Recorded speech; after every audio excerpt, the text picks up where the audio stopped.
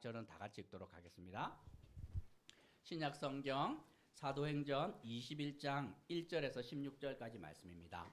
우리가 그들을 작별하고 배를 타고 바로 고스로 가서 이튿날 로도에 이르러 거기서부터 바다라로 가서 베니게로 건너가는 배를 만나서 타고 가다가 구브로를 바라보고 이를 왼편에 두고 수리아로 향하여 두로에 상륙하니 거기서 배의 짐을 풀려 함이로라. 제자들을 찾아 거기서 이레를 머물더니 그 제자들이 성령의 감동으로 바울더러 예루살렘에 들어가지 말라 하더라. 이 여러 날을 지낸 후 우리가 떠나갈새 그들이 다 그 처자와 함께 성문 밖까지 전송하거늘 우리가 바닷가에서 무릎을 꿇어 기도하고 서로 작별한 후 우리는 배에 오르고 그들은 집으로 돌아가니라. 두로를 떠나 항해를 다 마치고 돌레마이에 이르러 형제들에게 안부를 묻고 그들과 함께 하루를 있다가 이튿날 떠나 가이사라에 이르러 7 집사 중 하나인 전도자 빌립의 집에 들어가서 머무느니라. 그에게 딸 넷이 있으니 처녀로 예언하는 자라. 여러 날 머물러 있더니 아가보라 하는 한 선지자가 유대로부터 내려와 우리에게 와서 바울의 띠를 가져다가 자기 수족을 잡아매고 말하기를 성령이 말씀하시되 예루살렘에서 유대인들이 이와 같이 이 띠 임자를 결박하여 이방인의 손에 넘겨주리라 하거늘 우리가 그 말을 듣고 그곳 사람들과 더불어 바울에게 예루살렘으로 올라가지 말라 권하니 바울이 대답하되 여러분이 어찌하여 울어 내 마음을 상하게 하느냐 나는 주 예수의 이름을 위하여 결박당할 뿐 아니라 예루살렘에서 죽을 것도 각오하였노라 하니 그가 권함을 받지 아니하므로 우리가 주의 뜻대로 이루어지이다 하고 그쳤노라.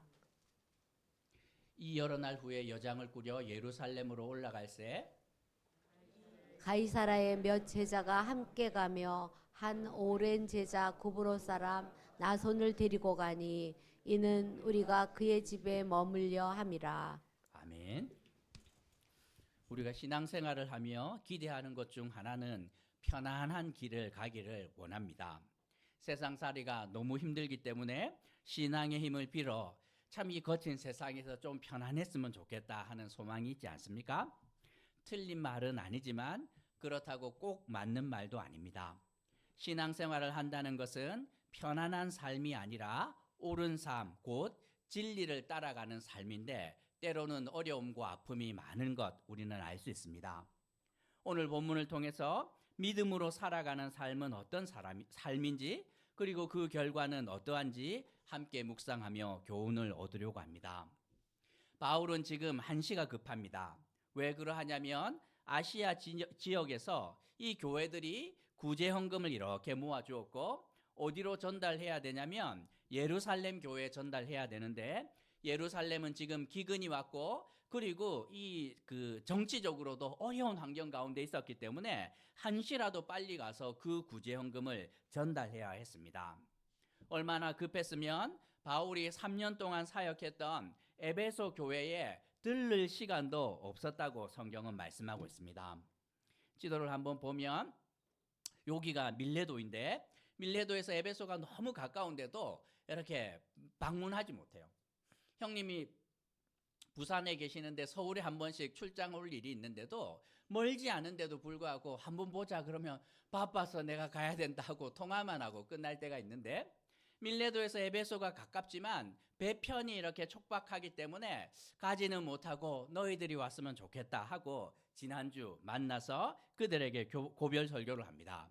그리고 어디로 가냐면 여기서 고스를 지나서 로도로 가는데 여기가 배들이 다 작은 배예요. 그러니까 먼 바다로 가지 못하고 육지에서 가까운 곳을 이렇게 돌아가서 결국에는 어디로? 바다라까지 갑니다. 여기서는 큰 배를 갈아탑니다. 큰 배를 갈아타고 어디로 가냐면 베니게라고 말하는 페니키아 지역의 이 중요한 항구 가운데 하나인 두로로 갑니다. 그리고 여기에서 어디로 가냐면 요 밑에 있는 돌레마이까지 다시 배편으로 타고 갔다가 돌레마이에서 가이사랴까지는 육로로 이동했고 여기서 다시 예루살렘으로 이동하는데 오늘은 요 여정을 함께 살펴보게 됩니다. 바다라에서 큰 배를 타고 이제 페니키아 두로까지 가는데, 그리고 거기서 안전하게 도착합니다. 아마 바울이 탔던 배는 상선이었고 짐을 많이 실는 배였고 그것으로 돈을 버는 배였기 때문에 그 싣고 왔던 짐을 내리는데 이 7일이 걸립니다. 그리고 내리고 나면 그 빈 배로 다시 옮겨갈 수 없지 않습니까? 그 배에 또 다시 짐을 실어서 이 가까운 거리에 가서 물건을 전달해야 되는데, 바울은 그 배를 타야 되는데 7일이라는 시간이 남습니다. 배를 이제 짐을 내렸다가 다시 옮겨짓는. 그러니 어떠합니까? 남은 시간을 허비하지 않고 그 동네에 있었던 교회를 찾아갑니다. 어느 교회냐면 두로라는 교회였습니다. 그런데 두로는 바울이 개척한 교회가 아니었어요. 가서 물어보지 않았겠습니까? 이 교회는 역사가 어떻게 됩니까? 누가 이 교회를 세웠나요? 이렇게 묻자 아마 사람들이 말했을 것입니다. 우리 교회는 그 예전에 그 스데반 집사님이 순교한 후 그 핍박을 피해서 오신 분들이 이 교회를 세웠습니다. 이렇게 말하는데 바울이 그 말을 듣고 마음이 너무나 힘듭니다. 그 스데반 집사님 누구 때문에 죽였습니까? 바울 때문에 죽은 것이지요. 두로 사람들도 다 알고 있습니다. 스데반이 누구 때문에 죽였는지, 그리고 그 스데반을 죽였던 바울이 어떻게 변화되었고 어떤 삶을 지난 20년 동안 살았는지 다 알고 있었던 것이지요. 그래서 바울이 왔음에도 불구하고 두로 교회 성도들은 바울을 적대적으로 대하지 않습니다. 복음으로 말미암아 그 모든 것들이 해소되었기 때문입니다. 그리고 그들과 함께 7일 동안 아주 깊은 믿음의 교제를 나눕니다. 성도들이 물어보지요. 목사님 이제 어디로 갑니까? 바울이 대답합니다. 저는 가이사랴를 지나 예루살렘으로 갈 예정입니다. 그러자 두로 교인들이 깜짝 놀라면서 막 말립니다. 잘 모르실 텐데 거기 지금 분위기가 너무 좋지 않습니다. 이 바울 목사님이 죽기 전에는 먹지도 마시지도 않겠다는 그 결사대가 40명이나 있는데 가면 안 됩니다. 5년 전에 잠깐 갔을 때하고 지금은 완전히 달라졌는데 가면 절대로 안 된다고 막 말리기 시작을 하는 것이죠. 사실 바울의 선교 때문에 가장 피해를 입은 사람들이 바로 유대인들이었습니다. 선교지마다 흩어져 있었던 유대인들이 있었고 그들은 자기 나름대로의 그 공동체 안에서 이해관계가 많이 얽혀 있었는데 바울이 갈 때마다 그 이해관계가 깨트려지기 시작을 합니다. 고린도에서도 그렇고 에베소에서도 그렇고 그 은장색들 막 납품하는 일 이 유대인들이 했는데 그 사람들이 문제가 생기면서 많은 어려움을 겪습니다. 뿐만 아니라 그 문제를 해결하기 위해서 바울을 법정에 고소했다가 오히려 유대인들이 역풍을 맞았고 그 결과 바울과 기독교인들에게 날개를 달아준 꼴이 되었으니 이 유대인들이 바울을 얼마나 미워하는지 모릅니다. 경제적인 피해도 막급한데 자존심까지 상했으니, 그런데 이 이스라엘 밖에서는 어떻게 할 도리가 없습니다. 로마가 공식적으로 바울을 인정해 주었기 때문에 어떻게 할 수 없어요. 그러니 예루살렘에 기다리고 있습니다. 오기만 해라. 여기는 우리의 홈그라운드인데 오면 너 이제 끝장낸다 하고 기다리는 사람들이 있었다는 말입니다. 바울이 몰랐겠습니까? 들어서 알고 있지만 바울은 그들이 이 예루살렘 행을 말리는데 동의하지 않습니다.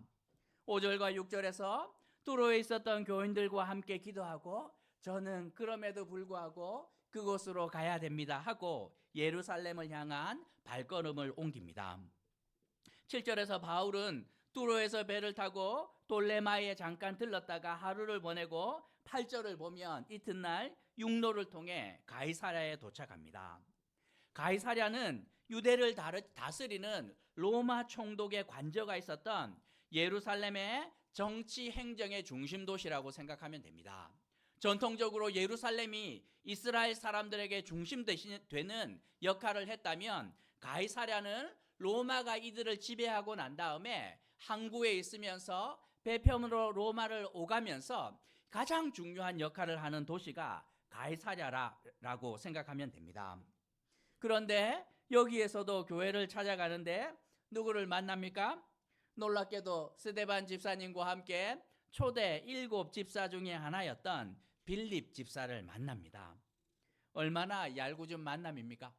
같이 이렇게 집사 안수 받았는데 그 같이 안수 받았던 이 스데반 집사님이 바울 때문에 돌에 맞아 죽지요. 그리고 빌립은 예루살렘을 떠나고 싶어 하지 않았습니다. 그런데 스데반의 죽음 이후로 할 수 없이 이 빌립은 사마리아로 갔다가 에티오피아 내시도 만났다가 그리고 해안 지역의 많은 도시들을 선교하다가 결국에는 가이사랴에 정착한 것입니다. 이 둘의 만나면 어쩌면 20년이 지난 듯합니다. 스데반의 순교 후 지난 20년 동안 어떤 일이 일어났는지 이 만남에서 서로는 말하고 있습니다. 빌립이 말하고 있습니다. 그때 스데반 집사 죽고 난 다음에 저는 이 핍박을 피해서 사마리아에서 전도하다가 에티오피아 넷이 만나서 세례를 주고 가이사라에 있는 많은 도시들을 순회하며 복음을 전하다가 결국에는 이 국제적인 도시인 가이사랴에 정착했고 이 동네에서 제가 교회를 개척하게 되었습니다. 그리고 여기는 그 베드로가 세례를 주었던 고넬료가 있는 동네가 바로 여기입니다 하고 말하고 있지요. 바울이 대답합니다. 저도 그 스데반 사건 이후 다메섹에서 예수님을 만나고 그리고 눈이 먼 다음에 다시 회복되었는데 안디옥에서 교회를 섬겼습니다. 그러다가 하나님의 부르심을 받고 저는 소아시아와 바다를 건너 유럽 전역을 돌아다녔는데 그리고 저희와 함께한 이 사람들이 그 유럽 전역에 있었던 아시아 전역에 있었던 교회들의 대표자들입니다. 이번에 함께 그렇게 구제헌금을 들고 이 예루살렘에 들렀다가 저는 로마로 갈 예정입니다. 둘이 말을 하는데 너무너무 잘 통합니다. 하나님께서 어떻게 일하시는지 받은 은혜가 무엇인지 교제하는데 은혜가 막 넘쳐나지요. 그런데 갑자기 10절에서 예루살렘에서 손님 하나가 와서 이 빌립의 집을 방문합니다. 바울이 있었다는 소식을 들은 것도 아닌데도 불구하고 이 한 사람이 예루살렘에서 이 가이사랴로 찾아오는데 누구냐면 아가보라는 사람입니다. 아가보는 예루살렘에 있지만 예언을 주로 하는 선지자였는데 아가보와 바울은 구면입니다. 바울이 회심하고 안디옥 교회에서 열심히 섬기고 있을 때 예루살렘에서 아가보가 올라와서 조금 있으면 기근이 이 땅에 올 것입니다. 미리 준비하십시오 하고 예언을 하였는데 실제로 그 일이 일어났습니다. 아가보가 어떻게 알고 왔는지 가이사랴에 왔고 빌립의 집에 있는 베드로를 보자 11절에서 바울이 이렇게 띠고 있었던 허리띠를 풉니다. 끈으로 되어 있을 텐데 그것을 풀더니만 자기 손과 자기 발을 묶으며 말합니다. 성령이 말씀하셨는데 유대인들이 이 띠의 임자를 결박하여 이방인의 손에 넘겨줄 것입니다 하고 예언을 합니다.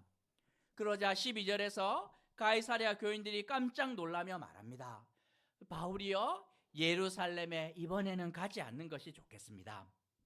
하지만 바울은 13절에서 분명하게 대답합니다. 형제들이요 사실 이번 예언이 세 번째 예언입니다. 밀레도에서 그 지도자들 장로님들 이렇게 모셔다가 만났을 때 바울이 말합니다.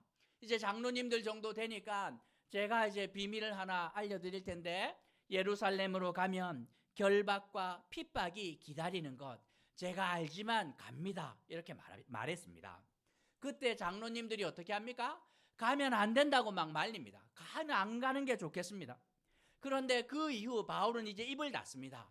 장로님들 정도 되어도 받아들이기 힘든데 평신도들에게 이 말을 하면 덕이 되지 않겠다. 오히려 사람들이 낙심하겠다 싶어서 입을 닫았는데도 불구하고 이번에는 누가 말합니까?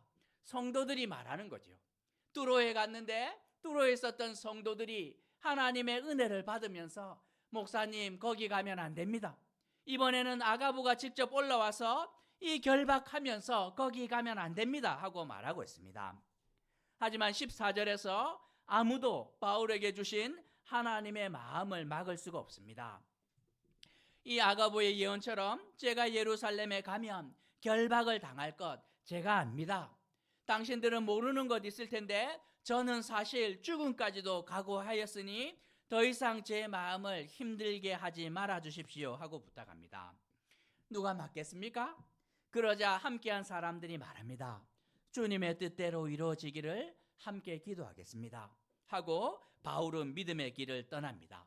어디로? 예루살렘으로.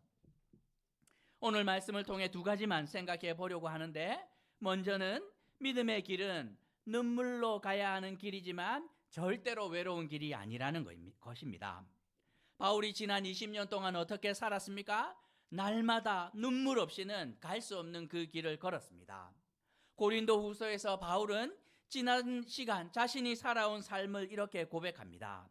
내가 수고를 넘치도록 하고 옥에 갇히기도 더 많이 하고 매도 수없이 맞고 여러 번 죽을 뻔하였으며 40에 하나 감한 매를 5번 맞았고 3번 태장으로 맞고 1번 돌로 맞았고 3번 파선하고 1주야를 깊은 바다에서 지냈으며 강의 위험과 강도의 위험과 동족의 위험과 이방인의 위험과 시내의 위험과 광야의 위험과 바다의 위험과 거짓 형제 중에 위험을 당하고 또 수고하고 애쓰고 여러 번 자지 못하고 줄이며 목마르고 굶고 춥고 헐벗었노라, 이렇게 말합니다.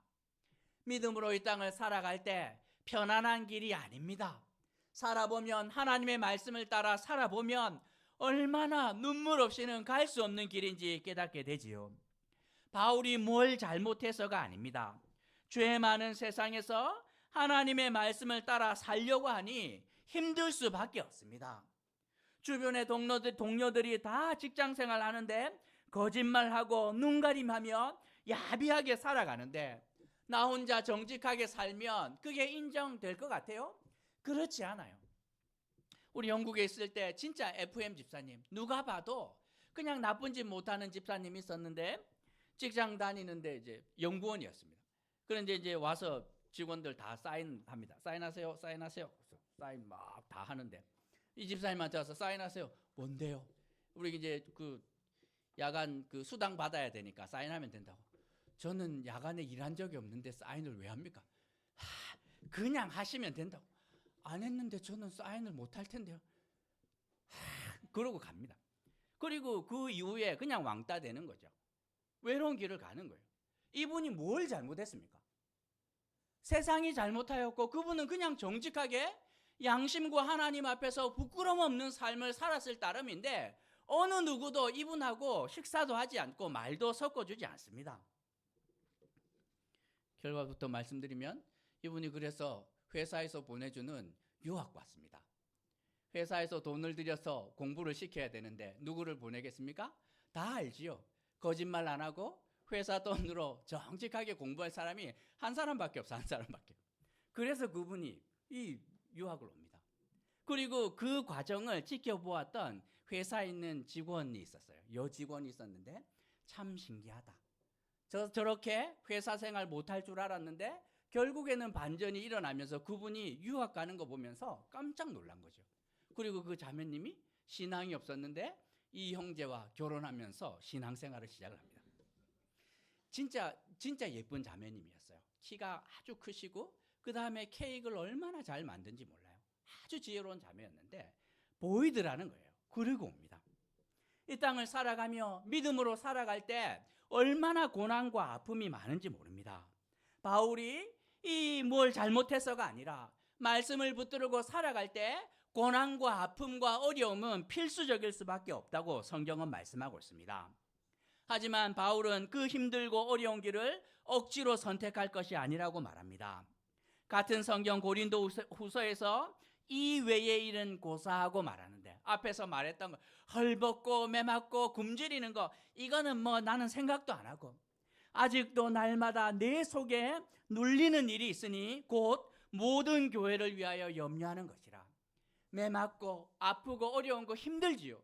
그런데 더 힘든 것이 있었는데 그런 어려운 가운데서 믿음으로 어찌하든지 살려고 발버둥치는 교회를 보는데 그것은 더더욱 견딜 수가 없었다는 것입니다. 그래서 바울이 어떻게 합니까? 매맞고 고난받고 헐벗고 굶주리는데도 불구하고 이 그 어려운 길을 누가 시켜서가 아니라 자발적으로 예수님과 함께 그 자리 가운데 나아갔다고 말씀하고 있습니다. 교회와 성도들을 보면서 내 속에 눌리는 것이 있는데 그냥 있을 수 없습니다. 그냥 마음 먹고 마음 먹으면 고난을 피해갈 수 있고 편하게 살 수 있지만 바울은 그게 안 되는 사람이었습니다. 바울의 마음에 하나님께서는 영혼을 향한 불붙는 마음을 주시는데 견딜 수 없었던 것이지요. 바울이 밀레도에서 앞으로 당할 고난을 장로님들한테 이렇게 나누었는데 그분들도 듣고 화들짝 놀랄 정도였으니 평신도들에게는 이야기하지 않았습니다. 일부러 이야기하지 않았는데 누가 이야기를 하냐면 평신도들이. 어떻게? 성령님의 도우심을 받아서. 누가 말하는 것입니까? 하나님이 알려주는 것이에요. 성도들도 알아야 되고 바울로도 알아야 되는데 함께하고 기도하고 격려하는 너의 뒤에 누구가 있는지 잊지 말라고 주님께서 알려주는 것입니다. 밀레도에서, 두로에서, 가이사랴에서 많은 사람들이 와서 말합니다. 목사님, 어려운 길인데 안 가면 안 돼요? 야, 거기 내가 섬겨야 되는 사람이 있는데 내가 어떻게 외면하냐? 가야지. 그러면 목사님 잊지 않고 우리가 함께 기도하겠습니다. 그리고 고난과 아픔의 순간순간마다 함께 기도하는 사람들의 능력이 응답되고 나타나는 거 바울이 경험합니다. 정말 도움이 절실히 필요한 순간 누군가가 와서 알려주는데 내 뒤에서 이 믿음의 조금기를 외롭지 않게 함께 걷고 있는 사람들이 있구나 확인하는 것이지요. 마음이 낙실될 때마다 어디선가 사람들이 나타나서 위로합니다. 집사님, 제가 집사님을 보며 큰 힘을 얻었습니다. 자녀들이 와서 말합니다. 엄마, 사실 엄마가 내 인생의 등불이었어. 정말 고마워. 평생에 잊지 않을 거야. 여러분들이 믿음으로 살아갈 때 외롭지 않도록 격려하고 함께 가는 많은 사람들을 우리는 만나게 됩니다. 배우자와 자녀를 위해서 적당히 수고해도 아무도 말하지 않습니다. 그냥 밥하고 빨래하고 설거지하고 자녀들 대충 해줘도 누가 아무도 말하지 않아요. 그런데 볼 때마다 속이 터집니다. 배우자를 볼 때마다, 자녀를 볼 때마다, 부모님을 볼 때마다 연약함이 눈에 들어오는데 적당히 해도 되는데 성도들은 그렇게 할 수 없습니다. 하나님 앞에 나아갔는데 그래도 네가 오리만 가도 충분하지만 심리가 할 수 있는데 하는 마음이 드는데 눈물과 헌신으로 그 자리 가운데로 나아갑니다. 누가 가라 해서가 아니라 그 길이 모두를 살려내는 생명의 길이 됨을 내가 아는데 100만 번 고민해도 답이 그것 하나밖에 없기 때문에 우리는 믿음의 길을 가는 것입니다. 성도와 교회도 마찬가지지요. 제가 교회 개척하고 이제 강동 세무서 가서 고유보호증 이렇게 하면서 받았습니다. 제가 말씀드렸죠? 그 직원이 이렇게 교회 목사님이세요. 네, 그렇습니다.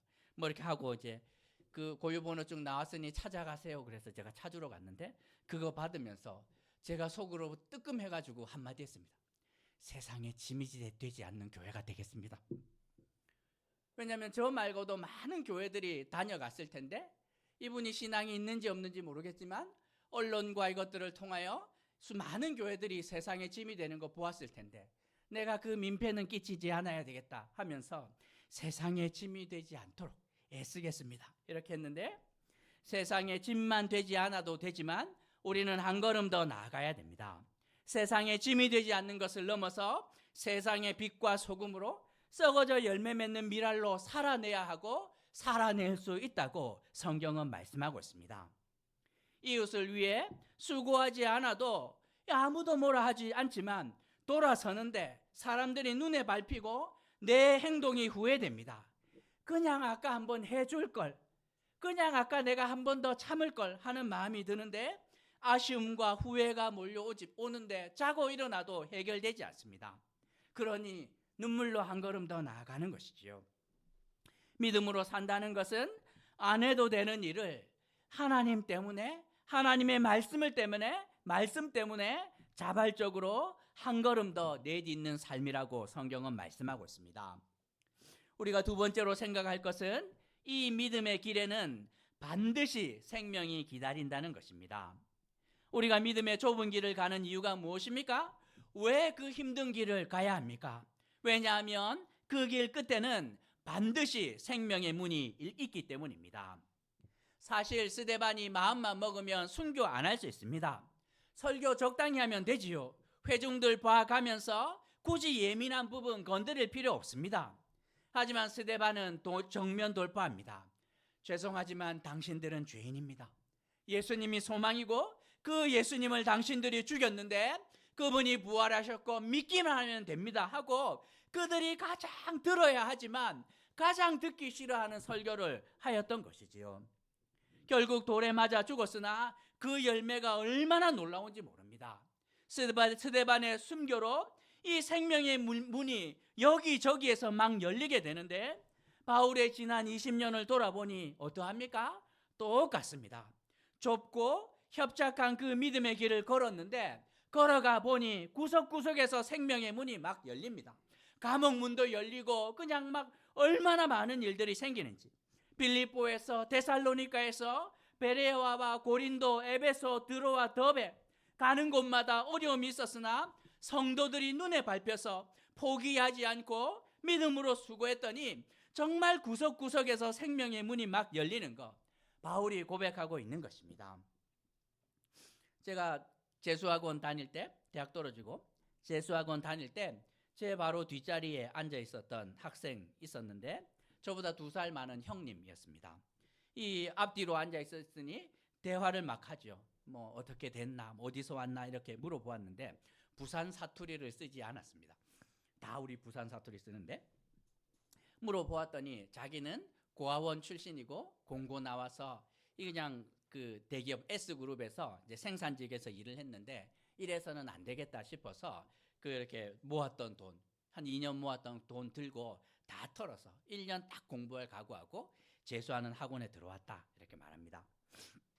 그럼 열심히 하시라고 형님 응원합니다 이렇게 했는데 점심시간이 됐는데 다 집에서 부모님이 싸준 도시락 갖고 와서 먹는데 그분은 이제 그 형님은 매점에 가서 이렇게 왔다 갔다 하는 거죠. 그 집에 가서 저도 왜 그랬는지 모르는데 어머니께 말씀드렸습니다. 엄마 내 뒤에 형님이 하나 있는데 그 고안에서 왔는데 그 도시락을 못 먹더라 이야기를 했는데 어머님이 그 이야기를 듣더니 그 다음 날부터 도시락을 2개를 싸주셨습니다. 갖다 줘라. 1년 내내. 뭐 엄마도 힘들죠. 안 해도 누가 뭐라고 합니까? 그냥 자식 위해서 1개만 싸줘도 되는데 그 안 해도 되는 일이에요. 그런데 1년 내내 하신 거죠. 왜 그랬냐 생각을 해보니 그 말을 듣는 순간 남편이 생각났던 것 같아요. 저희 아버지가 딱 그렇지 않습니까? 조실 부모하고 사고무탁한 우리 아버지. 그 남편과 같이 살면서 얼마나 힘들었을지 아마 어머니는 생각하셨던 것 같고 그리고 아들 뒷자리에 그 보내주신 것 어쩌면 하나님께서 보내주셨는데 소자에게 물 한 그릇 떠주는 것 내가 주님께 하는 거다 하고 다른 거 바라지 않고 그냥 그렇게 흘려보내는 거죠.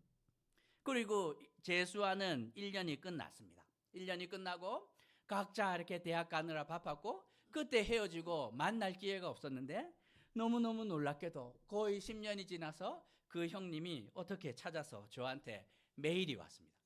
힘겹게. 그리고 10년 동안 찾았다는 거예요. 인재야 내가 너 연락처 찾았다고. 10년을 고생했는데 그리고 전화 통화가 됐는데 나중에 보았더니 우리 김도호 집사님 다녔던 대학 거기에 가서 이제 석사 과정, 학위 과정 다 마치고 H 자동차에서 연구원으로 얼마나 잘 살고 있었는지 모릅니다. 그리고 힘들게 연락이 되었는데 저한테 이야기해 주었습니다. 평생에 그 1년 동안 먹었던 도시락을 잊지 못했다고. 처음으로 조건 없는 사랑이 무엇인지 자기는 알았다고. 그래서 니네 어머니에게 내가 꼭 회사 들어가면 선물하고 싶었는데 이제야 연락이 되었다. 어머님한테 한번 물어봐 달라고. 내가 무슨 선물을. 내가 돈 잘 버니 큰 거 할 수 있다. 어머니에게 물어봤습니다. 그 엄마 도시락 먹은 형님 이제 다 성공했다 그러는데 선물 달라는데 받고 싶으면 이야기하시라고. 그랬더니 어머니가 한마디 했습니다. 엄마는 이미 선물 받았다고 전해라. 그분이 잘 살고 있는 것이 하나님 앞에서 나의 상급이라고. 믿음의 길을 걸어가면 생명의 문이 반드시 열립니다. 우리에게도 우리를 통하여 딴 사람에게도 반드시 열리도록 되어 있는 것이죠. 그래서 예수님은 우리에게 말씀합니다. 좁은 문으로 들어가라. 생명으로 인도하는 문은 좁고 길이 협착하여 찾는 자가 적음이니라 말씀하고 있습니다. 블루오션 아닙니까? 아무도 안 갑니다. 그냥 가면 텅텅 비어 있어요. 하지만 그 길 걸어가면 조금 힘들지 모르지만 외롭지 않습니다. 가다가 보면 그 길을 함께 가는 수많은 믿음의 동료들을 만나게 되고 격려하고 앞에서 끌어주고 뒤에서 밀어주는 하나님의 놀라운 은혜를 경험할 텐데, 그 결과 하늘이 우리에게 허락하는 생명의 문이 열리며 하늘의 상급으로 응답하시겠다고 성경은 말씀하고 있습니다. 날이 갈수록 이 좁은 길을 가는 사람들이 점점 줄어듭니다. 예전에는 구석구석에서 교회와 성도들을 만날 때마다 이 좁은 길을 가는 분들이 너무너무 많았고 그분들 통하여 세상에 많은 유익이 있었는데, 이제 그 길을 가는 사람들이 하나씩 줄어듭니다. 우리가 그 길 가야 되지 않겠습니까?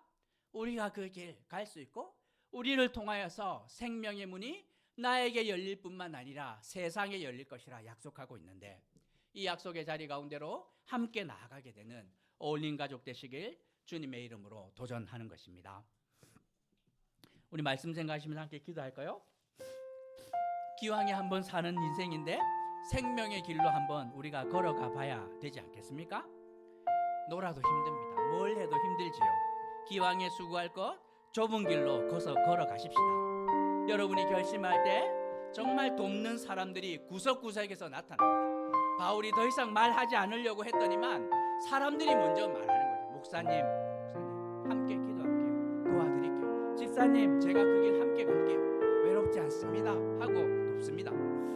그리고 생명의 길 끝에서 문이 활짝 열리고 나뿐만 아니라 많은 사람들이 은혜를 누리는 거 경험할 텐데, 하나님 우리가 그 생명의 길을 걷는 자들 되게 해달라고 말씀 생각하시면 함께 기도하시겠습니다.